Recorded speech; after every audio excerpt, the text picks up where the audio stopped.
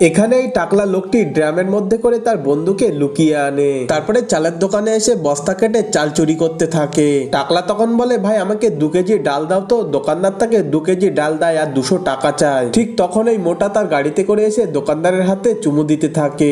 দোকানদার তখন তাকে জিজ্ঞাসা করে, আরে মোটা, কাল পর্যন্ত তুই তো ভিখারি ছিলিস, কিন্তু আজকে তোর এত টাকা কিভাবে হলো যে তুই গাড়ি করে ঘুরে বেড়াচ্ছিস? মোটা তখন বলে, আরে ভাই, আমি কালকে তোমার কাছ থেকে যে চালের বস্তাটা কিনেছিলাম তার মধ্যে থেকে আমি 2টো সোনার কয়েন পেয়েছি, তার মধ্যে থেকে একটা বিক্রি করে আমি গাড়িটা কিনেছি, আর এই দেখো আর একটা সোনার কয়েন। টাকলা লোকটি ডালের মধ্যে একটা সোনার কয়েন পায় আর দোকানদার তার কাছ থেকে সেটা নিয়ে নেয়। তারপরে টাকলা এদিকে এসে চালের মধ্যে সোনার কয়েন খোঁজে আর একটা সোনার কয়েন পেয়ে যায়। তারপরে টাকলা বাড়ি থেকে পুরো 20 লাখ টাকা নিয়ে আসে আর সব চালের বস্তা কিনে নেয়। আর টাকলার সাথে অনেক বড় একটা ধোঁকা হয়। কিন্তু তার আগে তুমি যদি তোমার মাকে মন থেকে ভালোবাসো তাহলে ভিডিওতে লাইক করে চ্যানেলটি সাবস্ক্রাইব করো আর কমেন্টে আই লাভ ইউ মা লিখে দাও। আসলে এই দুজন বুদ্ধি করে টাকলাকে বোকা বানিয়েছে আর টাকলা একটাও সোনার কয়েন খুঁজে পায় না।